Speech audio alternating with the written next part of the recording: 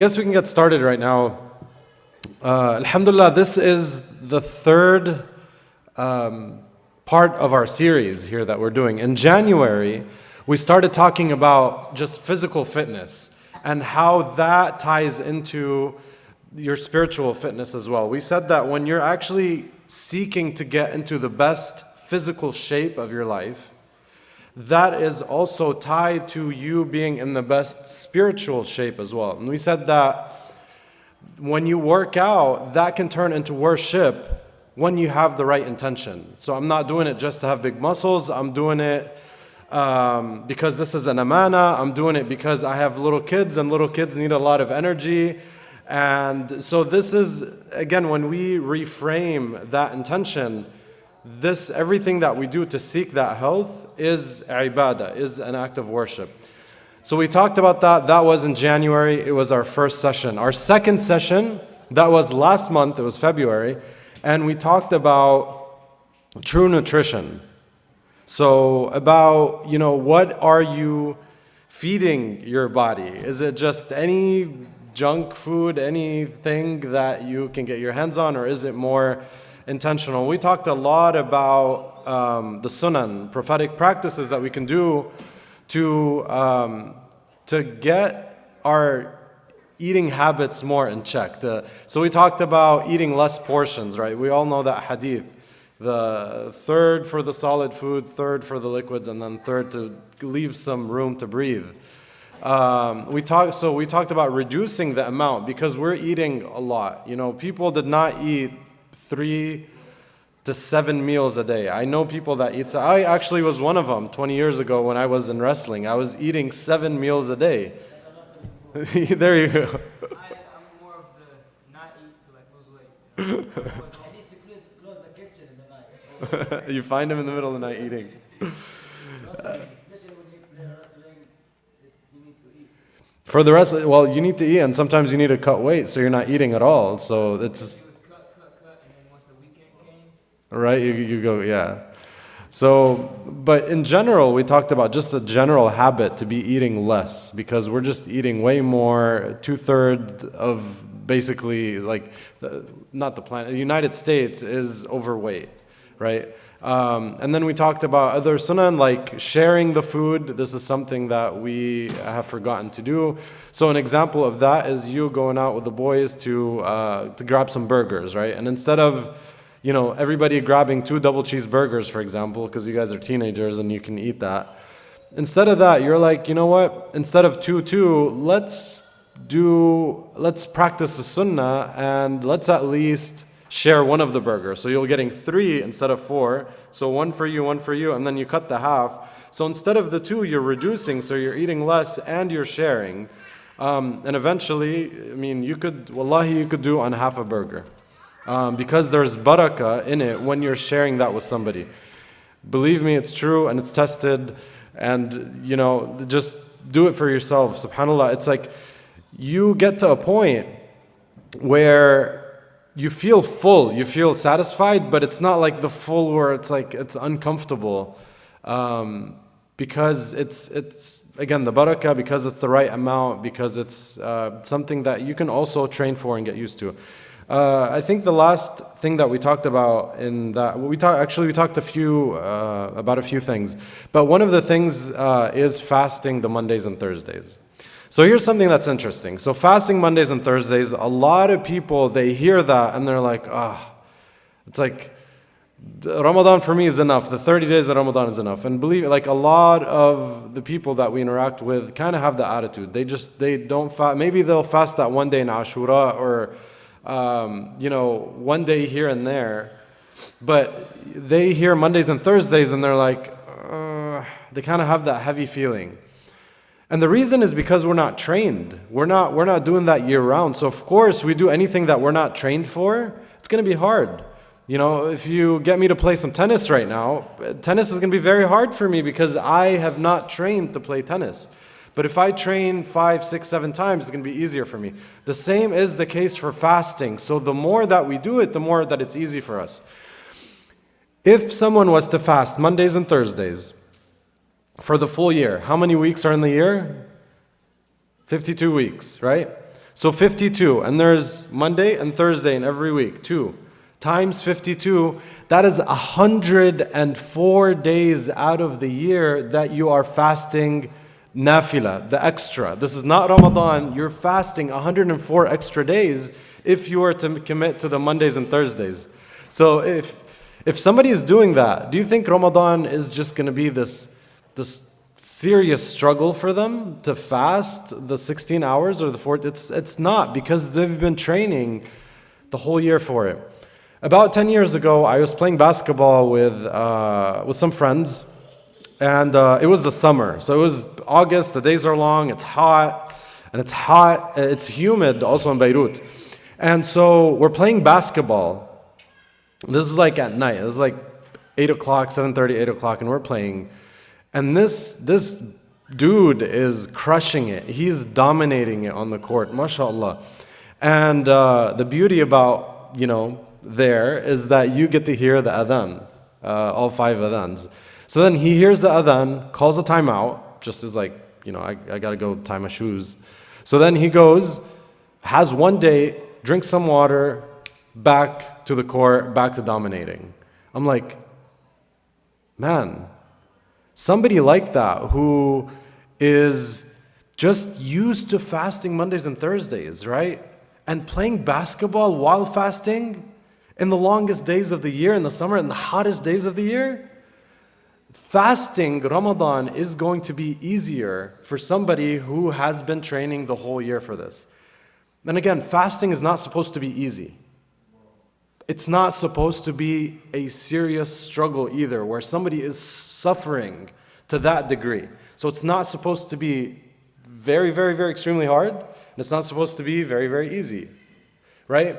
So, but it's going to be easier for them to endure the hunger, right? Because this is a feeling that they are used to. So now they can focus not on, oh my God, I'm hungry, oh my God, I have a headache, oh my God, I haven't had my coffee, but instead they're focusing on what we need to focus on in Ramadan, and that is our spiritual training. That is our لَعَلَّكُمْ تَتَّقُونَ, right? لَعَلَّكُمْ تَشْكُرُونَ. It is about the essence of Ramadan. They're tapping into that easier because it's just a very familiar thing for them. So inshallah, the rest of the talk, I want to focus on really 2 main things in Ramadan. Inshallah, starting next Thursday, things that we can do to really maximize a Ramadan where it's not, about the hunger, because, we heard about that, we hear the hadith, رُبَّ صَائِمٍ لَيْسَ لَهُ مِنْ صِيَامِهِ إِلَّا الْجُوعُ وَالْعَطَشِ, that there are people who fast and all they get from it is hunger and thirst. Right? This is not the type of fasting that we want to be fasting. We want to be of the لَعَلَّكُمْ تَتَّقُونَ. We want to achieve the purpose of fasting. All right. So the main 2 things I feel. So iftar is one thing. I guess I can start with iftar, but because we talked about nutrition last week, a lot of these things that we talked about, they apply here. So it's the same principles to apply here. So some of them are eating more whole food, like foods that are, in their natural form and they're not processed. Being away from fried foods, the canola oils, safflower oil, the whatever oils, try to be just not limit, but don't even get near these foods in Ramadan. And believe me, see how your fasting is going to be very different this year. And subhanAllah, I don't know why it's become a traditional thing where we have to eat these fried foods, especially in Ramadan. It's like, okay, during the year is one thing, but then especially in Ramadan, where we have to be on our game, it's like these things are really slowing us down from achieving the point of Ramadan. So eating more the natural foods, eating less of these processed foods, the fried foods, and then drinking more fluids, drinking more water to stay hydrated. And we'll talk about that a little bit more in the suhoor portion. All right, so we have our iftar, and we go to Taraweeh, and then we sleep. So now we can talk about sleep actually before we talk about suhoor. So sleep is something that we're all going to get less of during the month of Ramadan. And we just have to come to to make peace with that fact that we're going to be okay getting 5 to 6.5 hours of sleep, not getting our regular sleep. This is actually, it's fine. It's, we want to seize Ramadan, we want to maximize it. The key to doing that is to have consistent sleep time and wake time. Consistent. So, from right now, again, if you want to maximize this Ramadan and not lose, the Saturday morning where you're waking up at 10 because you had a night and because you want to catch up on sleep, and then ruin your whole Saturday, now you got that headache, and you kind of don't know which country you're in. You know that feeling you wake up and you're like, where am I today? Right? This is all wasted time in Ramadan. We don't want that. So, from right now, set a schedule for you this Ramadan. So, what time can you realistically go to bed? So, after Taraweeh, let's say Taraweeh ends, 9:30, 10 o'clock. So, can you try to be asleep by 10:30, 11? I don't know how the schedule is. I actually haven't looked at the calendar.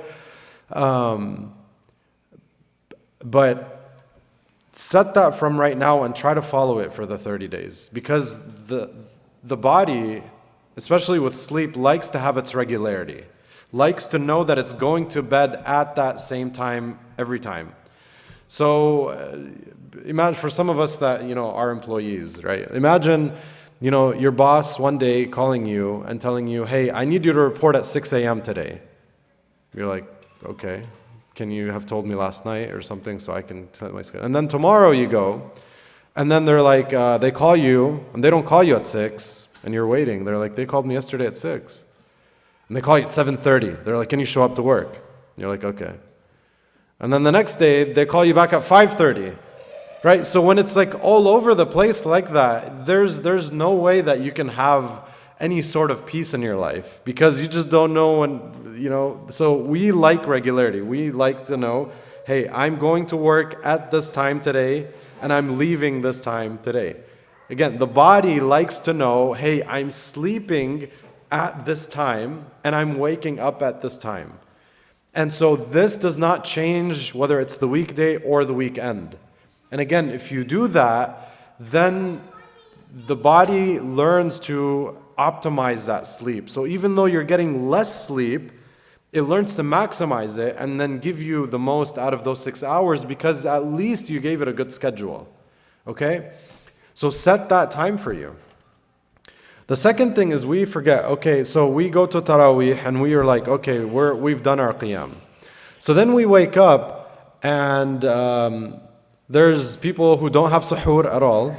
There are people who wake up 5-10 minutes before Fajr and then just drink whatever water, just eat whatever they could, real quick, 5-10 minutes, and then they call it a suhoor.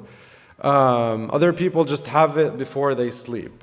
So the sunnah of suhoor is the sunnah of iftar is to have it ASAP. So Maghrib adhan, Allahu Akbar, Bismillah, right? So to do it ASAP. The sunnah for iftar is to delay it as much as possible before Fajr. Right? So Fajr is what? It's 5:50 right now. Let's say it's 6 o'clock, Fajr. So try to wake up an hour before Fajr. An hour before Fajr, not 10 minutes to just have suhoor. Because we forget that if suhoor falls during the window of the last third of the night, right? And this is a very, very blessed time. There's a hadith يتنزل ربكم إلى السماء الدنيا في الثلث الأخير من الليل, and then so who's asking so I can give him, who is making dua so I can respond, and then who is making istighfar فاغفر له. Right? So this is that time, right? It doesn't change. This is still a very, very blessed time. It's a time of maximum mercy.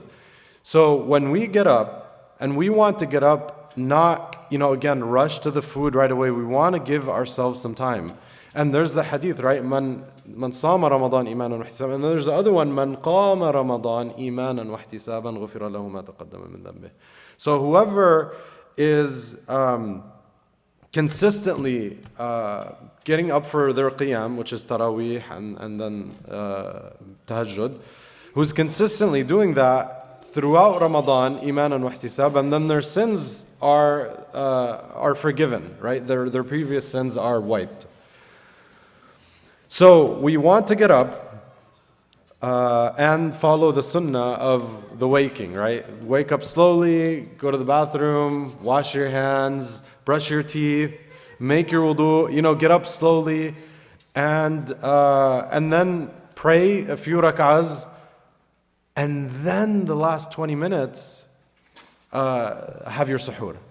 Because what a lot of people do, again, is they wake up and they just want to eat the food. Well, the body is still barely waking up. It just does not feel good. It doesn't feel natural that I got up 30 seconds ago and I'm trying to eat the dates and I'm trying to drink my water. Not even water, like we want to give ourselves some time. And a lot of times, by the way, the food is still hanging out from the iftar from last night because we may have overdid it, right? So if that's the case, then, have yourself a comfortable iftar. But what I'll go ahead and say is that it is, during suhoor, it's more important that as you're praying and as you're, after, you make wudu and you're having water, you pray 2 rak'ahs, have water, pray 2 more rak'ahs, have water, pray your witr, right? Is that you're having water. It is better for you to have more water and a few dates to eat during suhoor than to eat a lot during suhoor and have a little bit of water. Right? Because water is going to be more important for us the next day. Because again, we just had that iftar the night before.